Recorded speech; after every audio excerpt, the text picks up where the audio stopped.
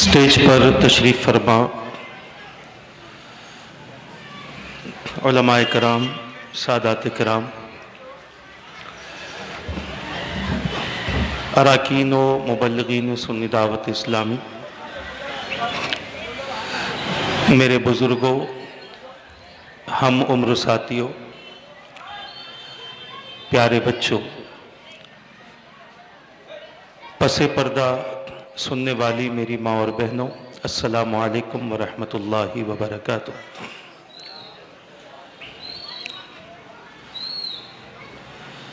نحمدہ ونصلی ونسلم علی رسولہ الکریم، اما بعد فاعوذ باللہ من الشیطان الرجیم، بسم اللہ الرحمن الرحیم۔ کل نفس ذائقۃ الموت وانما توفون اجورکم یوم القیامہ فمن زحزح عن النار وادخل الجنۃ فقد فاز وما الحیاۃ الدنیا الا متاع الغرور۔ لتبلون فی اموالکم وانفسکم وَلَتَسْمَعُنَّ مِنَ الَّذِينَ أُوتُوا الْكِتَابَ مِنْ قَبْلِكُمْ وَمِنَ الَّذِينَ أَشْرَكُوا أَذًى كَثِيرًا وَإِن تَصْبِرُوا وَتَتَّقُوا فَإِنَّ ذَلِكَ مِنْ عَزْمِ الْأُمُورِ۔ آمنت باللہ صدق اللہ العظیم وصدق رسولہ النبی الامین المختار الکریم، وَنَحْنُ عَلَى ذَلِكَ لَمِنَ الشَّاهِدِينَ وَالشَّاكِرِينَ وَالْحَمْدُ لِلَّهِ رَبِّ الْعَالَمِينَ۔ کچھ عرض و معروض سے قبل آئیے ہم اور آپ سب مل کر گنبد خضرا کا تصور کرتے ہوئے سرکار مدینہ راحت قلب و سینہ صلی اللہ تعالی علیہ وسلم کی بارگاہ بے کس پناہ میں نذرانے عقیدت درود پاک کی شکل میں پیش کریں، جس طرح میں پڑھوں آپ حضرات بھی پڑھیں۔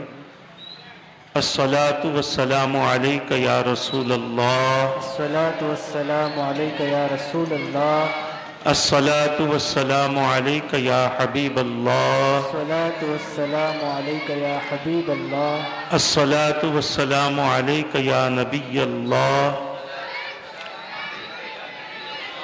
وعلی آلک واصحابک یا نور اللہ، وعلی آلک واصحابک یا نور اللہ، صلی اللہ تعالی علیہ وسلم۔ صلی اللہ تعالی علیہ وسلم۔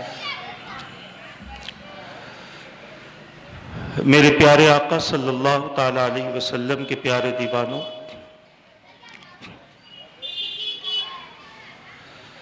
آج ہم اور آپ سنی دعوت اسلامی کے زیر اہتمام ہونے والے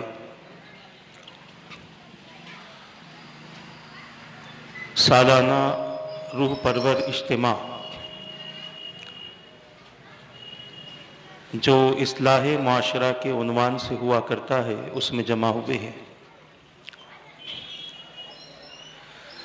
مجھ سے پیشتر آپ حضرات نے تقاریر بھی سماعت کی،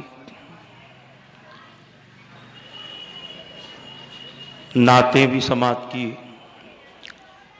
میرے بعد بھی یہ سلسلہ انشاءاللہ جاری رہے گا۔ آج کی اس رات کے حوالے سے اصلاح معاشرہ کے عنوان سے مجھے ایک موضوع دیا گیا جس کا تعلق ہماری اخروی زندگی سے ہے اور جس کے لیے انسان کو موت کو گلے لگانا پڑتا ہے اور اس کے بعد اس کی ایک دوسری زندگی شروع ہوتی ہے جس کو ہم اخروی زندگی کہتے ہیں۔ اللہ تبارک و تعالیٰ نے جتنی بھی جاندار چیزوں کو پیدا فرمایا ان تمام کے لیے ایک وقت مقرر کیا گیا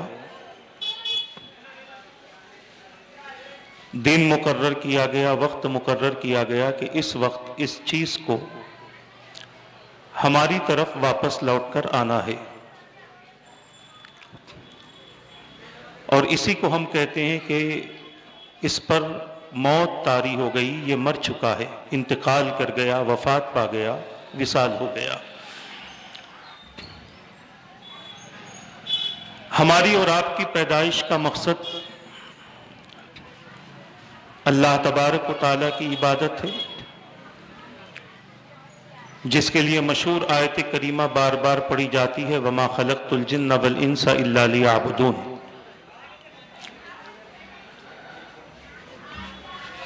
اور اس کے ساتھ ساتھ ایک اور مقصد ہے کہ انسان روئے زمین پر کیا عمل کرتا ہے، کیسا عمل کرتا ہے، اس کے لیے اللہ تبارک و تعالیٰ نے اپنے بندوں کو زندگی عطا فرمائی، اور اس عمل کی جزا و سزا کے لیے اللہ تبارک و تعالیٰ نے موت کو پیدا فرمایا۔ زندگی ہماری امتحان ہے، اور دنیا دار الامتحان ہے۔ ہماری زندگی اور روزمرہ کی زندگی اللہ تبارک و تعالیٰ کی آزمائشوں کے ساتھ اس کا وقت طے ہوتا ہے اور اس کا وقت گزرتا ہے۔ ہر دن ایک آزمائش ہے ایمان والے کے لیے، اور اس کے لیے آزمائش یہ ہے کہ ایمان والے کی صبح کیسی ہوتی ہے، ایمان والے کے اعمال کیسے ہوتے ہیں، ایمان والوں کا دن گزرتا کیسے ہے۔ اور اسی دن میں اللہ تبارک و تعالیٰ نے راحتیں بھی رکھی ہیں، اسی دن میں اللہ تبارک و تعالیٰ نے مصیبتیں بھی رکھی ہیں، آفتیں بھی رکھی ہیں، اور یہ چیزیں اچانک سے نہیں ہوتی، بلکہ ان ساری چیزوں کا خلاصہ اللہ تبارک و تعالیٰ نے قرآن مقدس میں اپنے بندوں سے کر دیا ہے۔ جتنے بھی حادثات ہمارے ساتھ ہوتے ہیں یا جتنی بھی نعمتیں ہمیں نصیب ہوتی ہیں، ان ساری چیزوں کا تذکرہ قرآن کریم میں موجود ہے۔ کبھی کبھی حادثات انسان کے ساتھ ایسے ہوتے ہیں کہ جس سے انسان کی زندگی دہل جاتی ہے، مصیبتوں کا، پریشانیوں کا شکار ہو جاتا ہے، مگر کچھ وقت کے بعد پھر اس بندے کے لیے راحتیں ہوتی ہیں، رحمتیں ہوتی ہیں، نعمتیں ہوتی ہیں، اور اللہ اپنے وعدے کو پورا فرماتا ہے، ان مع العسر یسرا، کہ بے شک مشکل کے ساتھ میں آسانی ہے۔ مگر یہ بات ذہن میں رکھ لیں کہ جب انسان پر موت طاری ہو جائے تو اب اس انسان کو روئے زمین پر کوئی بندہ زندہ نہیں کر سکتا، اور نہ کوئی یہ کہہ سکتا ہے کہ میرے پاس اسے چند دن رہنے دو، میں اسے پھر اٹھا کر بٹھا دوں گا۔ انسان کی زندگی جہاں موت کے حوالے ہو گئی، اب وہاں سے اس کی اخروی زندگی شروع ہوتی ہے، برزخی زندگی شروع ہوتی ہے، اور اسی زندگی کی تیاری کرنے کے لیے، چاہے ہم اسے برزخی زندگی کہیں یا اخروی زندگی کہیں، اسی زندگی کی تیاری کرنے کے لیے اللہ تبارک و تعالیٰ نے ہمیں اس دنیا میں کچھ وقت کے لیے زندگی عطا فرمائی ہے۔ تھوڑا سا خلاصہ میں آپ کے سامنے کرنا چاہتا ہوں، پھر اپنی باتوں کی طرف آؤں گا۔ زندگی انسان کئی طرح سے گزارتا ہے. بہت سارے ایسے ہیں جو بہت خوشی کے ساتھ میں زندگی گزارتے ہیں. بہت سارے ایسے افراد ہیں جو کچھ پریشانی میں زندگی گزارتے ہیں، اور بہت سارے ایسے افراد ہیں جو بہت زیادہ پریشانی اور تکلیفوں میں زندگی گزارتے ہیں. بعض وہ افراد ہیں کہ جن کی پریشانیوں کی وجہ ان کی دولت ہوتی ہے. بعض وہ افراد ہیں جن کی پریشانیوں کی وجہ ان کی اولاد ہوتی ہے. بعض افراد کی پریشانی کی وجہ ان کی تجارت ہوتی ہے، ان کے آپسی معاملات، گھریلو تنازع وغیرہ، یہ ان کی پریشانی کی وجہ ہوتے ہیں. مگر بات وہیں پر آ کر رکتی ہے کہ یہ پریشانیاں بندے کی سکون میں تبدیل ہو سکتی ہیں، مصیبت کے بعد راحت مل سکتی ہے، بیماری کے بعد شفا مل سکتی ہے، صحت مل سکتی ہے، تکلیف کے بعد میں سکون مل سکتا ہے. مگر جب انسان موت کے حوالے ہو جائے تو اس کے بعد اسے زمین پر دوسری زندگی نہیں ملتی. اسی زندگی کے لیے اللہ تبارک و تعالیٰ نے اپنے بندوں سے خطاب کیا. مرنے کے بعد کوئی چاہے کہ مجھے سجدے کا موقع ملے، نہیں مل سکتا. موت کے وقت کوئی چاہے کہ مجھے خرچ کرنے کا وقت مل جائے، نہیں مل سکتا. موت کے وقت چاہے کہ مجھے اپنے وراثت کی تقسیم کرنے کا موقع مل جائے، نہیں مل سکتا. بس اس کے لیے جو فیصلہ اللہ تبارک و تعالیٰ کی طرف سے ہو چکا، اب بندہ اس کے لیے تیار ہو جائے. اسی لیے قرآن نے ہر بات کا خلاصہ کر دیا. زندگی تمہاری کیا ہے اور موت تمہیں کیوں دی جاتی ہے؟ زندگی میں تمہیں کیا کرنا ہے اور موت کے بعد تمہیں کیا چیز ملنے والی ہے، یہ سب کچھ خلاصہ قرآن نے کر دیا. جو لوگ اپنی زندگی کی حقیقت کو نہیں سمجھ سکتے، ان کے اندر کبھی موت کا تصور بھی پیدا نہیں ہوتا. اور جو لوگ اپنی زندگی کی حقیقت کو سمجھ جاتے ہیں، انہیں یہی پتا ہے کہ زندگی اصل نہیں ہے، موت اصل ہے، اور موت کے بعد کی زندگی اصل ہے. اور اسی کو قرآن نے کئی مقامات پر سمجھایا کہ اے دنیا کی محبت میں زندگی گزارنے والوں، یہ دنیا کی زندگی کا سامان مختصر سا ہے، یہ دھوکے کا سامان ہے. وَمَا الْحَيَاةُ الدُّنْيَا إِلَّا مَتَاعُ الْغُرُورِ. یہ دنیا کی زندگی کا جو سامان ہے یہ دھوکے کا سامان ہے. اور دھوکہ آپ اور ہم اچھی طرح سے سمجھ سکتے ہیں کہ جب کسی انسان کو کسی چیز کا دھوکہ ملتا ہے تو اس کے ہاتھ میں کچھ نہیں آتا، بلکہ اس کے ہاتھ خالی ہوتے ہیں، اس کا ذہن منتشر ہو جاتا ہے. اسی طرح دنیا کی زندگی کو رب نے اپنے بندوں کو سمجھایا کہ اے میرے بندو، یہ جو تمہیں نمائش لگتی ہے، یہ جو تمہیں دکھاوا نظر آتا ہے، یہ ظاہری جو رنگینیاں تمہیں نظر آتی ہیں، یہ ظاہری جو روشنی تمہیں نظر آتی ہے، یہ کچھ نہیں ہے. یہ دنیا تمہیں دھوکے میں مبتلا کر رہی ہے. اس دھوکے سے اگر تمہیں بچنا ہے تو تم موت کی طرف دیکھ لو، موت کے بعد کی زندگی کا تصور کر لو. اس لیے کہ دنیا کی زندگی ختم ہوتی ہے اور آخرت کی زندگی باقی رہتی ہے. اور آخرت کی زندگی اس انداز سے باقی رہتی ہے. قرآن کہتا ہے وَالْآخِرَةُ خَيْرٌ وَأَبْقَىٰ. آخرت بہتر ہے اور آخرت باقی رہنے والی ہے. دنیا کی زندگی میں بندے کو جو کچھ ملتا ہے اس کی موت کے ساتھ میں ختم ہو جاتا ہے. اس کو دولت ملتی ہے، موت کے ساتھ ختم ہو جاتی ہے. اسے اولاد ملتی ہے، موت کے ساتھ ختم ہو جاتی ہے. حضور پاک صلی اللہ علیہ وسلم نے اپنی امت کو سمجھانے کے لیے ارشاد فرمایا، جس کا مفہوم یہ ہے، میرے آقا فرماتے ہیں میرا جب امتی انتقال کر جاتا ہے 3 چیزیں اس کے ساتھ میں جاتی ہیں، 2 واپس آ جاتی ہیں، 1 رہ جاتی ہے.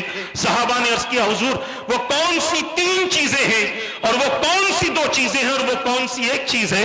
میرے آقا صلی اللہ علیہ وسلم نے فرمایا جب بندے کا جنازہ لے کر اس کے گھر والے جاتے ہیں تو اس کی اولاد اس کے ساتھ جاتی ہے، اس کی دولت اس کے ساتھ جاتی ہے، اس کا عمل اس کے ساتھ جاتا ہے. اولاد اور دولت واپس آ جاتی جاتی ہے، عمل بندے کے ساتھ میں جاتا ہے، اور جس بندے کا عمل خیر کا رہا اسے قبر میں خیر نصیب ہوتا ہے، اور جس بندے کا عمل شر کا رہا اسے قبر میں شر نصیب ہوتا ہے اس کے اعمال کی بنیاد پر۔ اسی کو قرآن نے یوں فرمایا، کل نفس ذائقۃ الموت ونبلوکم بالشر والخیر فتنہ ثم الینا ترجعون، او کما قال۔ اللہ تبارک و تعالی نے فرمایا ہر نفس کو موت کا مزہ چکھنا ہے، اور ہم تمہیں دنیا میں اچھے اور برے طریقے سے آزماتے ہیں، اور تم کو ہماری ہی طرف لوٹ کر آنا ہے۔ اگر تمہارے اعمال خیر والے رہے تو تمہیں قبر میں خیر ہی خیر نصیب ہوگا، اور اگر تمہارے اعمال میں کسی قسم کا شر رہا تو اس کا بدلہ تمہیں قبر سے لے کر قیامت تک دیا جائے گا، اور اگر قیامت تک تمہارا وہ بدلہ پورا نہ ہو سکا تو رب فرماتا وَإِنَّمَا تُوَفَّوْنَ أُجُورَكُمْ يَوْمَ الْقِيَامَةِ، قیامت کے دن بھی ہم تمہارے اعمال کا مکمل طور پر اجر دیں گے۔ اگر تم نے صحیح کیا تو اس کا بدلہ اچھا ملے گا، اور اگر تم نے غلط کیا تو اس کا بدلہ تمہیں غلط ملے گا تمہارے اعمال کے سبب۔ میں عرض کرنا چاہتا ہوں دنیا کی وہ کون سی نعمت ہے جو بندہ اپنے ساتھ لاتا ہے؟ رب قدیر دنیا میں اپنے بندوں کو بے شمار چیزیں عطا فرماتا ہے، دولت ملتی ہے، حسن ملتا ہے، طاقت ملتی ہے، زمین ملتی ہے، مکان ملتا ہے، جائیدادیں ملتی ہیں، بڑے بڑے کاروبار ملتے ہیں، یہ سب کچھ بندوں کو نصیب ہوتا ہے، مگر جب بندہ جاتا ہے تو اپنے ہاتھ خالی لے کر جاتا ہے، قیمتی کپڑا پہن کر بھی نہیں جا سکتا، وہی کفن جو عام مسلمانوں کو ملتا ہے وہی کفن اسے ہی ملتا ہے، وہی قبر جو عام مسلمانوں کے لیے ہے وہی قبر اس کے پاس ہے۔ مگر آؤ میں آپ کو بتاؤں، جس نے دنیا میں رہ کر آخرت کے لیے نیک کام کیا، اچھا عمل کیا، اللہ کو راضی کیا، مصطفیٰ کی اطاعت کی، اللہ کے رسول کی تعلیمات پر عمل کیا، اب اللہ تبارک و تعالی اس بندے کو فرماتا ہے اے میرے بندے، تو نے فانی دنیا میں میری خاطر اپنی زندگی گزاری ہے، اب آخرت میں تیری بہتر کرتا ہوں، والآخرت خیر، آخرت میں تیری بہتر کرتا ہوں، اور باقی رہنے والی چیزیں تجھے ملیں گی۔ دنیا کا مکان تیرے پاس میں تھا، 40 سال کے بعد بوسیدہ ہو گیا، اسے پھر سے بنانا پڑا، اب میں تجھے جنت میں مکان دیتا ہوں، جب تک میری مرضی رہے گی جنت کا مکان ویسے ہی رہے گا جیسے میں نے تجھے دیا ہے، اب نہ اسے رنگ کرانے کی ضرورت ہے، اب نہ اس میں کوئی چیز کو تبدیل کرنے کی ضرورت ہے، نہ اس میں کوئی چیز میلی ہوگی، نہ پرانی ہوگی، نہ خراب ہوگی، نہ پھینکنے لائق ہوگی، جیسے میں نے تجھے جنت میں جو چیز عطا کی ہے وہ ویسے ہی باقی رہے گی، تیرا حسن ویسے ہی باقی رہے گا، تیری حوریں ویسے ہی باقی رہیں گی، تیرا غلمان ویسے ہی باقی رہے گا، تیرا محل ویسا ہی باقی رہے گا، جنت کی تمام تر نعمتیں ویسی ہی باقی رہیں گی۔ میں تجھے دودھ کی نہر دوں گا، میں تجھے شراب کی نہر دوں گا، میں تجھے پانی کی نہر دوں گا، میں تجھے بے شمار چیزیں دوں گا۔ دودھ کیسا دوں گا؟ اللہ فرماتا ہے فیہا انہار من ماء غیر آسن، میں تجھے جنت میں ایسی نہریں دوں گا جس کا پانی کبھی باسی نہیں ہوگا، وانہار من خمر لذت للشاربین، اور میں تجھے ایسی شراب دوں گا کہ تو پیے گا تو تجھے بہت زیادہ لذت محسوس ہوگی، وانہار من عسل مصفی، صاف شفاف تجھے شہد عطا کیا جائے گا۔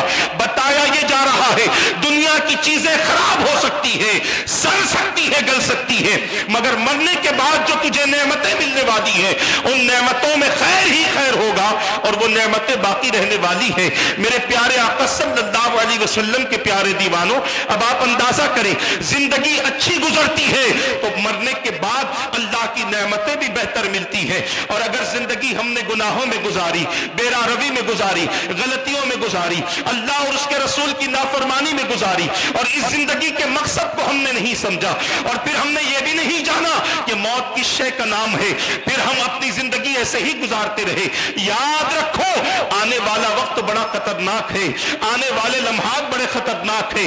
دنیا سے جب چلے جاؤ گے قبر میں روشنی کا کوئی سامان نہ ہوگا، نہ گھر والے لائٹ لگا سکیں گے، نہ کوئی الیکٹریشین آپ کی قبر میں کسی قسم کا کنیکشن دے پائے گا۔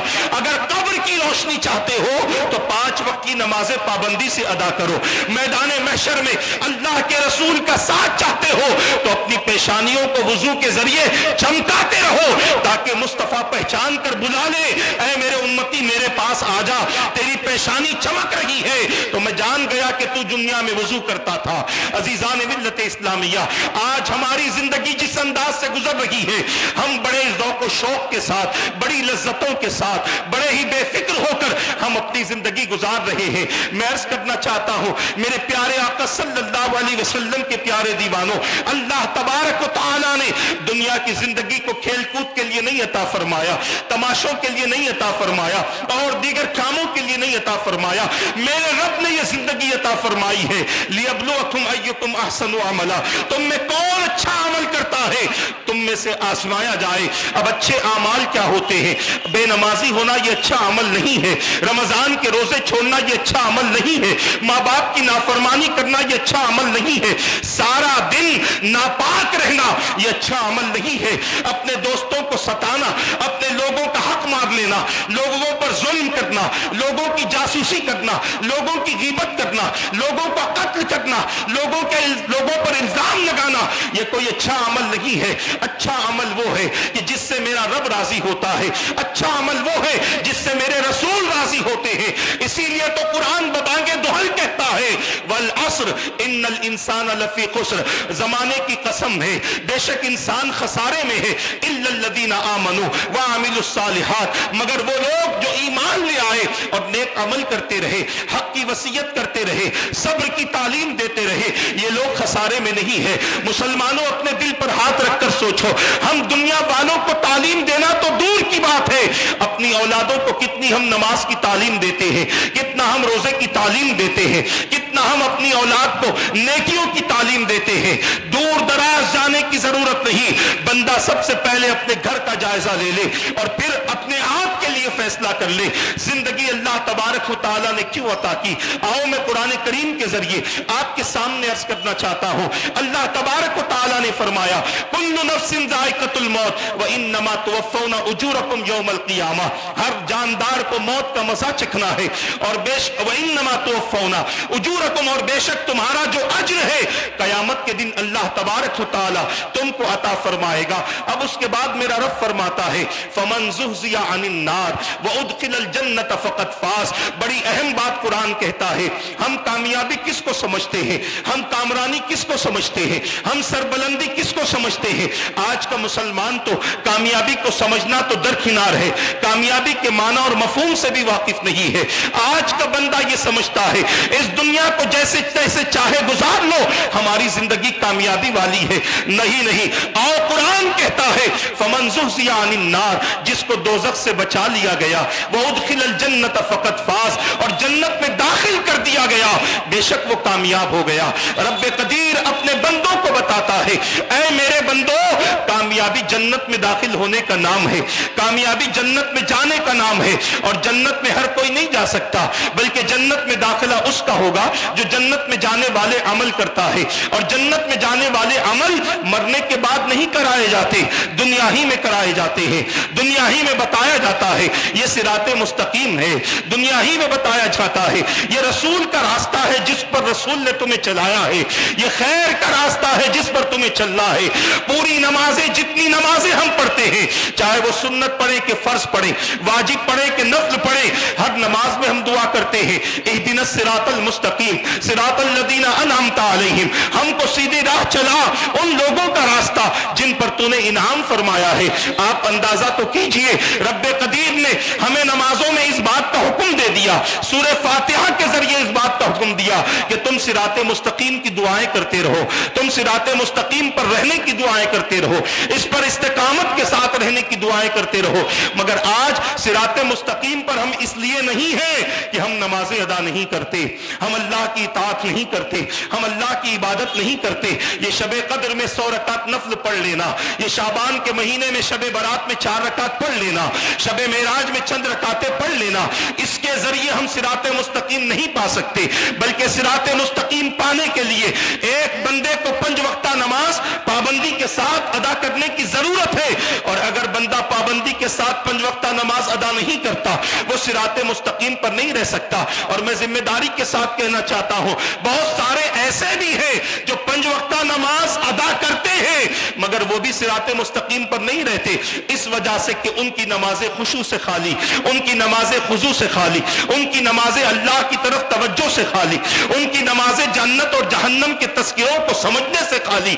ایسی نمازیں بھی بندے کو صراط مستقیم پر نہیں رکھتی. عزیزان ملت اسلامیہ, مجھے جو موضوع دیا گیا تھا اس موضوع کی طرف میں آنا چاہتا ہوں. موت یہ ایک انسان کے لیے دوسری زندگی کی طرف لے جانے کا نام ہے, اور اس زندگی کی طرف لے جانے کا نام موت ہے جو زندگی باقی رہنے والی ہے, جہاں بندے کو اس کے عمل کا بدلہ دیا جائے گا, جہاں بندے کو اس کے اعمال کی جزا و سزا دی جائے گی, اس طرف موت کو اس طرف لے جانے کا نام ہے موت. اور اگر بندہ اس کی تیاری اپنی زندگی میں کرتا ہے, آؤ میں آپ کو بتاتا چلوں. سب سے پہلے آپ موت کی حقیقت کو سمجھ لیں. میری نظر میں اپنی کم علمی کی بنیاد پر کہہ رہا ہوں, موت 3 طرح کی ہوتی ہے. ایک موت طبعی ہوتی ہے, ایک حادثاتی موت ہوتی ہے, ایک نے گناہوں کی زندگی کو پسند کیا ہے. اور بڑی ذمہ داری کے ساتھ میں عرض کرنا چاہتا ہوں کہ جو بندہ جتنا بڑا گناہگار ہوگا اتنا ہی وہ موت سے بے پرواہ ہوگا, اتنا ہی اسے موت کا خیال نہیں رہے گا. اور جو بندہ گناہوں سے جتنا بیزار رہے گا وہ اتنا ہی موت کا انتظار کرتا رہے گا, اور کبھی بھی کوئی غلط کام اس لیے نہ کرے گا کہ مجھے موت کبھی بھی آ سکتی ہے. آؤ میں آپ کو بتاتا چلوں, حضرت سیدنا عثمان غنی رضی اللہ تعالیٰ عنہ کے تعلق سے یہ واقعہ بڑا مشہور ہے کہ آپ روزانہ قبرستان تشریف لے جاتے تھے, اور قبرستان تشریف لے جا کر آپ قبر کے پاس میں کھڑے ہوتے تھے, بہت زیادہ روتے تھے, اتنا روتے تھے کہ آنکھوں سے آنسو نکلتے, داڑھی مبارکہ تر ہوتی, زمین پر آنسو گرتے. لوگ رونے کی وجہ دریافت کرتے کہ آپ کے رونے کی وجہ کیا ہے. سیدنا عثمان غنی رضی اللہ تعالیٰ عنہ فرماتے میرے رونے کی وجہ یہ ہے کہ یہ جو قبر ہے یہ پہلی منزل ہے, جو اس میں کامیاب ہو گیا وہ آنے والی تمام منزلوں میں کامیاب ہو گیا, اور جو اس میں ناکام ہو گیا وہ تمام منزلوں میں ناکام ہو گیا. کیا ہم نے اس قبر کی تیاری کی؟ کیا ہم نے اس قبر کے اندر اپنے لیے روشنی کی کوئی تیاری کی ہے؟ کبھی ہم نے یہ تصور بھی کیا ہے کہ ہمیں مرنے کے بعد ایک کامیاب زندگی چاہیے, باقی رہنے والی زندگی چاہیے, ہمارے لیے خیر ہی خیر چاہیے؟ کبھی ہم نے اس بات کا تصور تک نہیں کیا. میں سب کی بات نہیں کرتا, الا ماشاء اللہ چند افراد ایسے ہیں کہ شاید ان کے دلوں میں موت کا ڈر ہو, ان کے دلوں میں قبر کا ڈر ہو, ان کے دلوں میں قیامت کا احساس ہو, ان کے دلوں میں آخرت کی زندگی کی فکر ہو. میرے پیارے آقا صلی اللہ علیہ وسلم کے پیارے دیوانوں, مگر آج بہت کم ایسے ہیں جو قبر کو دیکھ کر میدان محشر کو یاد کرتے ہوں یا اپنی قبر کے حوالے سے کچھ تیاری کی فکر کرتے ہوں. آپ دیکھیں تو صحیح ہمارے اکابرین کی کیفیت کیا تھی, ان کی عادت کیا تھی. حضرت سیدنا عثمان غنی رضی اللہ تعالیٰ جیسی شخصیت فرماتے ہیں کہ یہ پہلی منزل ہے, جو اس میں کامیاب ہو گیا وہ آنے والی تمام منزلوں میں کامیاب ہو گیا. اس پہلی منزل کی تیاری سیدنا عثمان غنی رضی اللہ تعالیٰ اس انداز سے کرتے ہیں کہ اپنی ساری دولت خدا کے نام پہ لٹاتے ہیں, اپنی شب و روز اللہ کی عبادت میں گزارتے ہیں, اللہ تبارک و تعالیٰ کے احکام پر عمل کرتے ہیں, رسول پاک صلی اللہ علیہ وسلم کی سنتوں کی اتباع کرتے ہیں, اور دین کی خاطر انہوں نے اپنی دولت کے جو نذرانے پیش کیے ہیں یقیناً اس کی مثال نہیں مل سکتی. مگر اس کے باوجود قبرستان جا کر روتے ہیں اور بتاتے ہیں کہ یہاں کی کامیابی سب سے بڑی کامیابی ہے. یہی وجہ تھی حضرت سیدنا ابو بکر صدیق رضی اللہ تعالیٰ اپنی داڑھی پکڑ کر رویا کرتے تھے, اور کبھی کبھی پرندوں کو دیکھ کر آواز سے کہتے تھے کہ تو کتنا اچھا ہے کہ تیرے مرنے کے بعد تجھ سے کوئی سوال و جواب نہیں ہوگا, حالانکہ اور سوال و جواب مجھ سے ہوگا.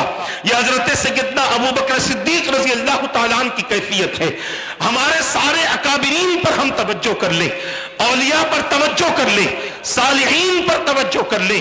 ہم جنہیں اپنا غوث اعظم کہتے ہیں آپ ان کی زندگی کا بھی جائزہ لے لیں اور پھر سوچیں کہ ہم کس چیز پر ناز کرتے ہیں, جبکہ ہمارے اکابرین موت کی فکر سے بڑے رویا کرتے تھے, اور موت کی فکر کی وجہ سے اپنی راتوں کو خدا کی عبادت میں صرف کر دیا دیا کرتے تھے.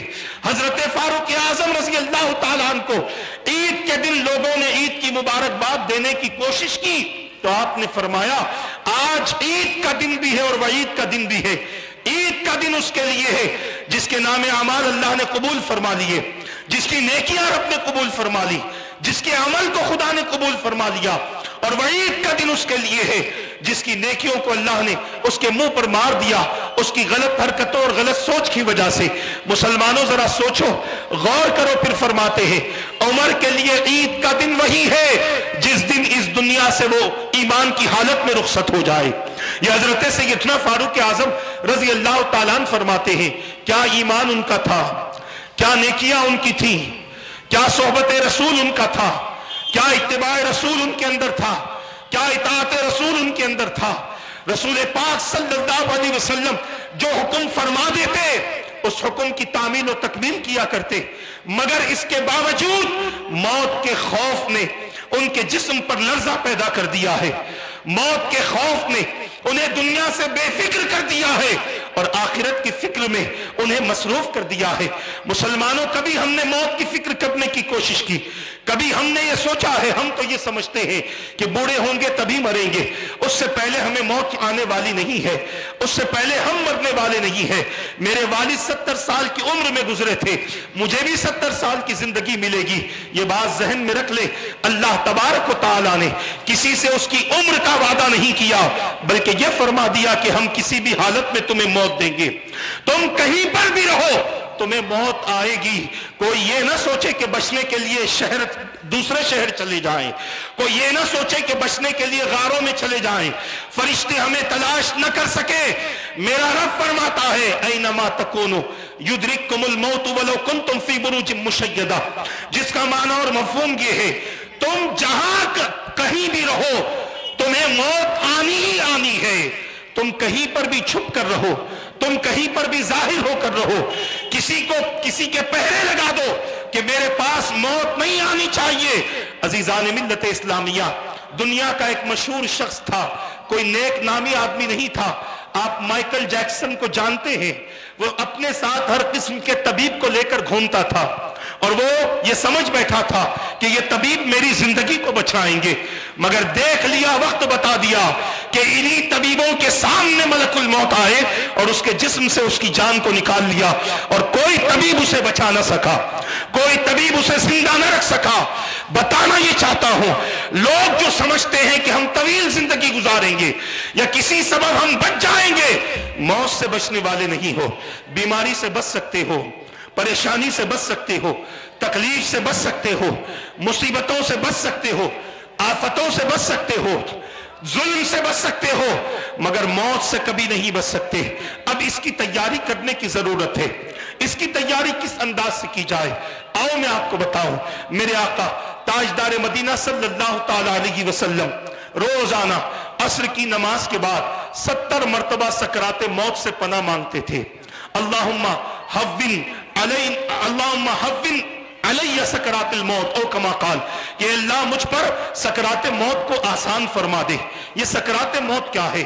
موت کی ایک قسم کی سختی ہے اور یہ سختی اتنی بھیانک ہے اور یہ سختی اتنی اچھی بھی ہے کہ مومن کے لیے موت اس طریقے سے مومن پر طاری ہوگی جیسے مسکے میں سے بال نکلتا ہے اس کے جسم سے روح نکل جاتی ہے. منافق ہو, کافر ہو, گناہگار ہو, دنیا کا چاہنے والا ہو, مسلمان ہو مگر گناہوں میں زندگی گزارتا ہو, اس پر جب موت طاری ہوگی تو اس کی کیفیت یہ ہوگی کہ پیر کے ناخن سے اس کی روح کھینچی جائے گی. وہ کوشش کرتا رہے گا کہ میں اپنے آپ کو بچا لوں مگر بچا نہ سکے گا. میرے سرکار نے اس کی مثال دی. حضور نے ارشاد فرمایا جس طریقے سے ایک ریشم کے کپڑے کو کانٹی دار ٹہنی پر ڈال دیا جائے اور پھر اسے نکالا جائے تو کپڑا آئے گا, ریشم وہیں رہ جائے گا. ریشم کانٹی سے چپک جائے گا اور کانٹی سے جدا ہوتے ہوئے کپڑے کی جو کیفیت ہوتی ہے اس سے بھیانک کیفیت ایک گناہگار کی روح قبض کرتے ہوئے ہوتی ہے. حضرت سیدنا ابراہیم علیہ السلام نے حضرت سیدنا اسرائیل علیہ السلام سے کہا, دوستی تھی, آتے جاتے تھے, کہا اسرائیل ذرا موت کی کیفیت میں تو آ جاؤ. جب تم لوگوں کی روح نکالنے آتے ہو उस कैफियत में आ जाओ। हजरत सैयदना इब्राहिम अलैहिस्सलाम से मलकुल मौत ने अर्ज किया, अल्लाह के नबी मैं आपको बताता हूं कि नेक बंदों की रूह जब कब्ज करता हूं तो किस हालत में आता हूं। आप थोड़ा सा अपना चेहरे अनवर फेर लीजिए। आपने चेहरे अनवर फेरा। इस्राइल अलैहिस्सलाम ने कहा मुझे देखिए। जब आपने देखा, इब्राहिम अलैहिस्सलाम बड़े खुश हुए, बहुत ज्यादा मसरत का इजहार किया, बहुत ज्यादा खुशी का इजहार किया। उसके बाद इब्राहिम अलैहिस्सलाम ने कहा, मलकुल मौत ये हालत तो तुमने बता दी है, गुनाहगार की रूह कब्ज करते हो तो किस हालत में आते हो वो भी बता दो।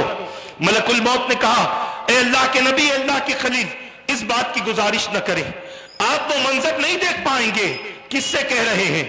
नबी से कह रहे हैं, अल्लाह के खलील से कह रहे हैं, अल्लाह के रसूल और मुरसलीन में से हैं, उनसे कह रहे हैं। इब्राहिम अलैहिस्सलाम ने फरमाया, नहीं नहीं, मैं वो भी कैफियत देखना चाहता हूं। इस्राइल अलैहिस्सलाम ने कहा, जब आप जिद पर हैं तो वो भी देख ले, अपना चेहरे अनवर फेर ले। आपने चेहरा फेरा। इस्राइल अलैहिस्सलाम ने कहा मुझे देखे। इब्राहिम अलैहिस्सलाम ने जैसे ही इस्राइल अलैहिस्सलाम को देखा, बेहोश होकर गिर पड़े। होश खत्म हो गया, बेहोश होकर गिर पड़े। इस्राइल अलैहिस्सलाम अपने असल लिबास में आए, इब्राहिम अलैहिस्सलाम को जगाया, पूछा क्या फर्क महसूस किया। इब्राहिम अलैहिस्सलाम ने कहा, खुदा की कसम खाकर कहता हूं कि अगर मरने के बाद नेक लोगों के लिए जन्नत और उसकी नेमतें न भी होती तो तुम्हारा चेहरा उनके लिए खुशी का सबब बन जाता, तुम्हारा चेहरा उनके लिए काफी होता। और अगर मरने के बाद गुनाहगार के लिए जहन्नम और उसका अजाब न होता तब भी तुम्हारा चेहरा उसके लिए सबसे बड़ा अजाब बन जाता, सबसे बड़ा अजाब बन जाता। मुसलमानों जरा गौर करो, आज हम उस कैफियत को अपने अंदर पैदा नहीं कर पा रहे, उस तसव्वुर को अपने अंदर पैदा नहीं कर पा रहे, जबकि रसूल पाक सल्लल्लाहु ताला अलैहि वसल्लम ने अज्जिलू अज्जिलू कहते हुए फरमाया, अज्जिलू बित्तौबती क़ब्ल अल मौत, मौत से पहले तौबा करने में जल्दी करो। बार बार हुजूर अपनी उम्मत को तालीम देते थे। मौला अली रजी अल्लाह ताला अन्हु से मेरे आका सल्लल्लाहु अलैहि वसल्लम ने इरशाद फरमाया, ऐ अली कुछ बातों से पहले जल्दी कर लिया करो। मौला अली ने पूछा, हुजूर वो कौन सी बात है? मेरे आका ने फरमाया, जब नमाज का वक्त हो जाए तो अदा करने में जल्दी करो, जब किसी का कर्जा तुम्हारे ऊपर है उसे अदा करने में जल्दी करो, और जब तुम्हारे घर में जनाजा हो उसे अदा करने में जल्दी करो, और जब गुनाह सरजद हो जाए तो तौबा करने में जल्दी करो, और जब बच्चे शादी के लायक हो जाएं तो निकाह करने में जल्दी करो। ये 5 बातों की नसीहत मेरे आका सल्लल्लाहु अलैहि वसल्लम ने इरशाद फरमाई। हजरत सैयदना उमर इब्न अल खत्ताब रजी अल्लाह ताला अन्हु रिवायत करते हैं, हदीस पाक का मफहूम है, मेरे आका सल्लल्लाहु अलैहि वसल्लम ने इरशाद फरमाया, ऐ उमर 5 बातों से पहले गनीमत जानो। मेरे सरकार ने फरमाया, तंदुरुस्ती को बीमारी से पहले गनीमत जानो, फुर्सत को फुर्सत को काम से पहले गनीमत जानो, बुढ़ापे को जवानी को बुढ़ापे से पहले गनीमत जानो, तवंगरी को मुफलिसी से पहले गनीमत जानो, और जिंदगी को मौत से पहले गनीमत जानो। इन 5 बातों को गनीमत जानने की जरूरत है। हुजूर पाक सल्लल्लाहु ताला अलैहि वसल्लम जब इस फर्श गीती पर तशरीफ लाए, पूरे जमाने में लोग जिंदगी तो गुजार रहे थे, मौत का हकीकी तसव्वुर उनके पास में न था। और जब मेरे आका सल्लल्लाहु अलैहि वसल्लम ने मौत का तसव्वुर दे दिया तो सहाबे किराम की जिंदगी ऐसी हुई कि सहाबे किराम ने अपनी जिंदगी गुजारनी शुरू की मौत की तैयारी के हिसाब से। हर कोई मौत की तैयारी के हिसाब से अपनी जिंदगी गुजार रहा है। हजरत सैयदना अबू ज़र ग़िफ़ारी रजी अल्लाह ताला अन्हु, जो रसूल पाक सल्लल्लाहु अलैहि वसल्लम के चहीते सहाबी, और हजरत फारूक आज़म रजी अल्लाह ताला अन्हु जिनकी बहुत ज्यादा इज्जत फरमाते थे, जब कभी माले गनीमत आता तो वो माले गनीमत हजरत अबू ज़र ग़िफ़ारी रजी अल्लाह ताला अन्हु को जरूर मिला करता। कोई एक सहाबी उन्हें बार बार देखते थे कि इन्हें माले गनीमत मिलता बहुत है, इनके घर में कोई इस्तेमाल करने वाला नहीं है, घर जाकर देखो तो सही कि आखिर इनके घर में कितना माल जमा हुआ है। वो सहाबी उनके मकान पर पहुंचे, हजरत अबू ज़र ग़िफ़ारी ने दरवाजा खोला, दस्तक दी, दरवाजा खोला, सहाबी को अंदर बुलाया, वो अंदर गए, कभी दीवार की तरफ देखे हैं, کبھی کسی کونے میں دیکھ رہے ہیں، کبھی کہیں جھانک رہے ہیں۔ حضرت ابو ذر غفاری رضی اللہ تعالیٰ عنہ نے پوچھا کیا جھانک رہے ہو، کیا دیکھ رہے ہو؟ کہا اے اللہ کے رسول کے صحابی، آپ کو اتنا سارا مال ملتا ہے، میں دیکھنا چاہتا ہوں کہ وہ کہاں جمع کر رکھا ہے، جبکہ میں دیکھ رہا ہوں کہ آپ کا بستر پرانا، آپ کے گھر میں برتن برابر نہیں، رہنے کا سامان برابر نہیں ہے، یہ مال آپ نے کہاں رکھا ہے؟ کہا دوسرے گھر میں رکھتا ہوں، دوسرے گھر میں جمع کرتا ہوں۔ انہوں نے کہا اچھا آپ کا دوسرا مکان بھی ہے، آخر وہ مکان کہاں ہے مجھے بتائیں؟ کہا میری موت کے بعد وہ مکان مجھے دیا جائے گا، اس مکان کی تیاری کے لیے میں اپنے سارے مال کو خدا کی راہ میں خرچ کر دیتا ہوں۔ مسلمانوں آپ کو پتا ہونا چاہیے، باتیں تو بہت زیادہ ہیں، علماء تشریف لا چکے، شہزادے بھی تشریف لا چکے ہیں، آخری باتوں کی طرف آ کر اپنی گفتگو کو مکمل کر لوں۔ مرنے کے وقت میں ایک ایمان والے کو افسوس سب سے بڑا یہ رہے گا کہ اس نے اللہ کی راہ میں اپنے مال کو خرچ نہیں کیا۔ یہ میں اپنی بات نہیں کرتا، قرآن کہتا ہے وَأَنفِقُوا مِمَّا رَزَقْنَاكُم مِّن قَبْلِ أَن يَأْتِيَ أَحَدَكُمُ الْمَوْتُ فَيَقُولَ رَبِّ لَوْلَا أَخَّرْتَنِي إِلَىٰ أَجَلٍ قَرِيبٍ فَأَصَّدَّقَ وَأَكُن مِّنَ الصَّالِحِينَ۔ اللہ فرماتا ہے سورہ منافقون کی آخری آیتوں میں سے یہ آیت ہے، میرا رب فرماتا ہے جس کا معنی اور مفہوم یہ ہے جو کچھ ہم نے تمہیں رزق دیا ہے اس میں سے خرچ کرو اس سے پہلے کہ تم پر موت طاری ہو، اور پھر تم یہ کہو کہ مولا تھوڑی دیر کی مہلت دے دے تاکہ میں صدقہ کر لوں اور نیک بندوں میں ہو جاؤں، کیونکہ اسے اس وقت پتا چلے گا کہ مال خدا کی راہ میں خرچ کرنے کی اہمیت کیا ہوتی ہے، اس وقت پتا چلے گا، مگر اسے موقع نہیں دیا جائے گا۔ اللہ تبارک و تعالی اس بندے سے فرمائے گا اے میرے بندے جب کسی کی موت کا وقت آ جاتا ہے تو ٹلتا نہیں ہے، تو نے کیا کیا ہے تیرا رب اس سے باخبر ہے۔ آج اگر ہمارے پاس میں دولت ہے تو اس دولت کو اللہ کی راہ میں خرچ کرنا شروع کرو، کیونکہ پتہ نہیں مرنے کے بعد ہماری اولاد اس دولت کا کہاں استعمال کرے گی۔ میں اکثر ایک واقعہ سناتا ہوں، آپ کو بھی سناؤں گا۔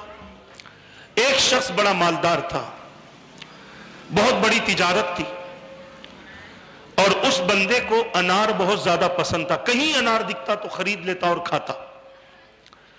ایک وقت ایسا ہوا اپنے گھر سے نکلا، دیکھا سامنے انار ہے، انار خریدا، اپنی دکان گیا اور اپنی دکان جا کر اپنے نوکر کو اس انار کو دے دیا، کہا یہ گھر پہ لے جا اور مالکن سے کہنا کہ میں آنے والا ہوں، اس کو چھیل کر اس کے دانے نکال کر رکھنا تاکہ میں آ کر کھاؤں۔ کھانے کا وقت ہوا، وہ شخص جب گیا اپنے گھر، کھانا کھا چکا بیٹھا ہے، انتظار کر رہا ہے۔ بیوی نے پوچھا کیا چاہتے ہو، کیا انتظار کر رہے ہو؟ کہا انار بھیجا تھا، انار بھیجا تھا، اس کا کیا ہوا؟ اسی کا انتظار کر رہا ہوں۔ کہا وہ تو ہم نے کھا لیا۔ غور سے سننا اس واقعے کو۔ کہا وہ تو ہم نے کھا لیا۔ اس نے کہا اچھا میرے لیے؟ کہا نہیں ہم نے آپ کا خیال نہیں کیا، ہم نے کھا لیا۔ کہا ٹھیک ہے۔ اندر گیا، تجوری میں جتنا روپیہ تھا، جتنا پیسہ تھا، وہ سب ایک تھیلے میں بھر لیتا ہے اور اپنے ساتھ میں لے کر نکلتا ہے۔ بیوی سمجھتی ہے کہ کوئی بڑی تجارت کے لیے جا رہے ہیں، اسی لیے تو سارا پیسہ لے کر جا رہے ہیں۔ یہ چلا، ایک علاقے میں پہنچا، لوگوں سے پوچھا یہاں کوئی مسجد ہے؟ کہا مسجد نہیں ہے۔ کہا کوئی زمین ہے خالی؟ کہا زمین خالی ہے۔ اس نے زمین لی، زمین خرید لی، پیسہ دے دیا۔ اس کے بعد ایک بلڈر کو اس نے بلایا اور بلا کر کہا کہ یہاں مسجد بنانی ہے، کیا خرچ ہوگا؟ کہا یہ خرچ ہوگا۔ کہا یہ سارا پیسہ لے لے اور اللہ کا گھر تعمیر کر دے۔ اب رات بہت ہو چکی تھی، بیوی انتظار میں تھی کہ شوہر نہیں آیا۔ جب شوہر واپس گیا، بیوی نے کہا کہ پیسہ لے گئے تھے، خالی ہاتھ آئے ہو، وہ سارا پیسہ کہاں ہے؟ کہا اس پیسے کو میں نے خرچ کر دیا۔ پوچھا کہاں خرچ کیا؟ کہا میری آخرت کے لیے خرچ کر لیا۔ کہا کیوں خرچ کیا؟ کہا دنیا میں میری زندگی میں تم نے کھاتے ہوئے میرا خیال نہیں کیا، مرنے کے بعد میرا کیا خیال کرو گے؟ اس وجہ سے میں نے اپنا خود کا خیال کر لیا، اللہ کا گھر تعمیر کروا دیا، جب تک وہ باقی رہے گا میرا مولا مجھے ثواب عطا کرتا رہے گا، مجھے کسی چیز کی ضرورت نہیں۔ آپ اندازہ کرو آج ہمارے ساتھ بھی یہی سب کچھ ہو رہا ہے۔ اگر آپ اپنی اولاد کے تعلق سے نہیں سوچ سکتے تو پڑوسی میں جس کا انتقال ہوا ہے اس کی اولاد کو دیکھ لو کہ وہ کتنا نماز پڑھتی ہے، کتنا ماں باپ کے لیے وہ تلاوت قرآن کرتی ہے، کتنا ماں باپ کے لیے وہ درود پڑھتی ہے، کتنا ماں باپ کے لیے وہ نیک کام کرتی ہے۔ جب آپ دیکھ رہے ہو اپنی نگاہوں سے کہ اس کا بیٹا نہیں کرتا تو ہم اپنی اولاد سے کہاں تمنا کریں کہ ہماری اولاد کرے؟ ہاں کر سکتی ہے اولاد اس وقت میں جب ہم نے اپنی اولاد کو نیک عمل کی تلقین کی، سیدھا راستہ دکھایا، اسے 5 وقت اپنے ساتھ میں نماز پڑھاتے رہے۔ عزیزان ملت اسلامیہ، عرض کرنا یہ ہے کہ موت بڑی ہیبت ناک چیز کا نام ہے، بڑی خطرناک چیز کا نام ہے، اور یہ سب پر آنی ہے۔ وہ نہ جوان دیکھتی ہے، وہ نہ بوڑھا دیکھتی ہے، نہ موت بچہ دیکھنی ہے۔ موت آنی ہے تو ماں کی پیٹ میں بھی بچے کو موت آ جاتی ہے، اور موت نہیں آنی تو اوپر سے بندہ کود بھی جاتا ہے پھر بھی کچھ نہیں ہوتا۔ وقت مقرر ہے، ہمارا اور آپ کا بھی وقت مقرر ہے۔ میں بول رہا ہوں پتہ نہیں کب میرے ساتھ یہ حادثہ ہو جائے، مگر تیاری کرو۔ اور تیاری کیا ہے موت کی؟ موت کی تیاری کے لیے دنیاوی ساز و سامان نہیں چاہیے، نیک اعمال چاہیے۔ میں نے ایک حدیث پاک پیش کی، حضور نے فرمایا بندہ مر جاتا ہے 3 چیزیں اس کے ساتھ میں جاتی ہیں، 2 واپس آتی ہیں، 1 رہ جاتی ہے۔ جو چیز رہ رہی ہے اسی کی طرف توجہ کرو، اسی کی طرف توجہ کرو۔ یہ دنیا کی رنگینیاں، یہ دنیا کی نمائش، یہ دنیا کے لہو و لعب، یہ دنیا کے تماشے، یہ دنیا کے دوست، یہ دنیا میں گناہ کی طرف لے جانے والے ساتھی، یہ دنیا میں گناہ کرانے والے اعمال کل بروز قیامت سوائے بربادی کے کچھ نہیں بنیں گے۔ آج حالت یہ ہے مسلمانوں کی کہ مسلمان نام کا تو مسلمان ہے مگر یہودیت کے گھیرے میں آ چکا ہے، عیسائیت کے گھیرے میں آ چکا ہے۔ آپ دیکھ لو، میں ہر سال کہتا ہوں مسلمان ہیں مگر آج مسلمان عیسائیوں کی ہر عید مناتا نظر آتا ہے، ان کا ہر تہوار مناتا نظر آتا ہے۔ اب آپ کہیں گے 31 نائٹ سے ان کا کوئی تعلق نہیں، ایجاد تو انہوں نے ہی کیا ہے۔ حضرت سیدنا ابو ذر غفاری رضی اللہ تعالیٰ عنہ کے تعلق سے ہے کہ ایک مرتبہ آپ کو کسی نے دعوت دی، آپ نے اس کی دعوت قبول کر لی۔ جب اس کی دعوت میں مہمان بن کر گئے، آپ کے کانوں نے سنا کہ زور زور سے وہاں سے گانے کی آواز آ رہی تھی۔ حضرت ابو ذر غفاری واپس ہوئے، کسی نے پوچھا کہاں سے آ رہے ہو؟ کہا دعوت میں جا رہا تھا مگر ایسا معاملہ ہوا میں واپس ہو گیا۔ کہا پھر آپ کچھ کھا لینا تھا۔ فرمایا اگر میں وہاں جاتا تو حضور نے فرمایا ہے جہاں گناہ کے کام ہوتے ہیں وہاں ٹھہر کر ان کاموں میں اضافہ نہ کرو، ان میں زیادتی نہ کرو، ان میں اپنا حصہ شامل نہ کرو۔ آج مسلمان بھلے ہی وہ کسی کا تہوار ہو مگر یہ کام کر کے اپنا حصہ شامل کر رہا ہے۔ مسلمانوں لوگوں کے گلے کٹ رہے ہیں اسلام کے نام پر، اور تم 31 کے نام پر کیک کاٹ رہے ہو، خوشی منا رہے ہو، لوگوں کے گلے کٹ رہے ہیں، لوگوں کے جسموں پر چھڑیاں چل رہی ہیں اور تم بینڈ پر چھڑی مار رہے ہو، لوگوں کے جسموں کو لہولہان کیا جا رہا ہے اور تم اپنی کمریں لچکا رہے ہو۔ تمہیں احساس تک نہیں ہے کہ تم اپنی شادیوں میں کیا کر رہے ہو، اور جاؤ اور دیکھو تمہیں پتہ بھی چل رہا ہے فیس بک کے ذریعے کیسے کیسے مسلمان بچوں کو شہید کیا جا رہا ہے، کیسے کیسے ماؤں کی گود کو اجاڑا جا رہا ہے، کیسے بچہ باپ کو پٹتا ہوا دیکھ کر باپ باپ کہہ رہا ہے مگر اس کے باوجود ہمارے اندر کوئی احساس پیدا نہیں ہوتا۔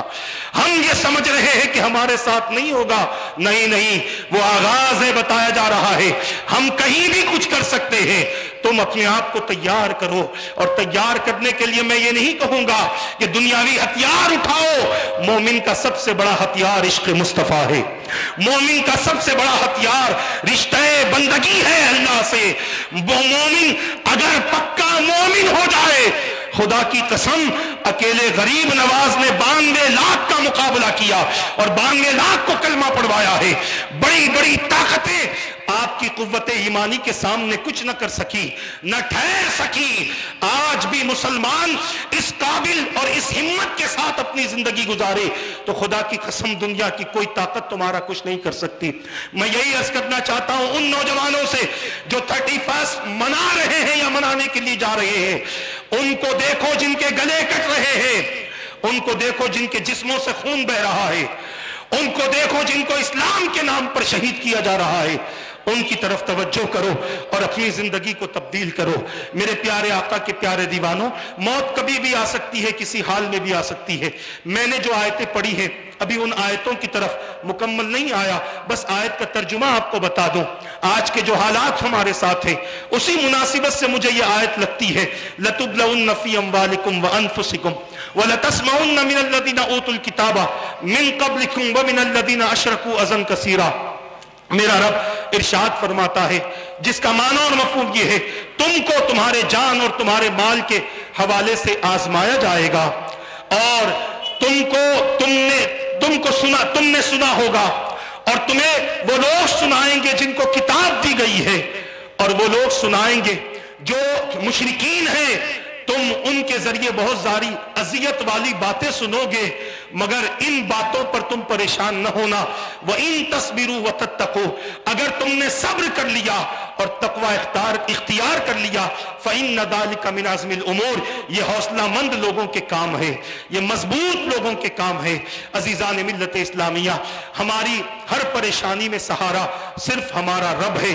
اسی رب کو مصطفیٰ کے وسیلے سے تلاش بھی کرو اور راضی کرنے کی کوشش کرو، انشاءاللہ ہماری زندگی بھی بہتر ہوگی، ہماری موت بھی اچھی ہوگی، اور مرنے کے بعد جو ہماری زندگی ہے وہ زندگی بھی ہمارے لیے باقی رہنے والی اور خیر والی ہوگی۔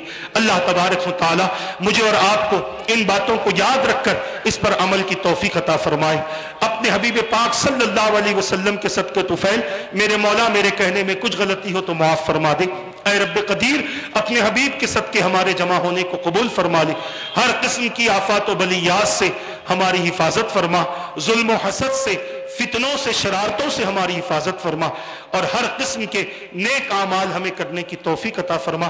مولا ہماری مدد فرما دے، اور جہاں جہاں مسلمان پریشان حال ہیں ان کی مدد فرما دے، ہمارے اس ملک کو امن و سلامتی کا گہوارہ بنا دے، ہمارے اس ملک میں رہنے والے ہر باشندے کی حفاظت فرما۔ رب قدیر، جتنے بیمار ہیں، جن لوگوں نے دعاؤں کے لیے کہا، ان کے جائز مقاصد کو پورا فرما۔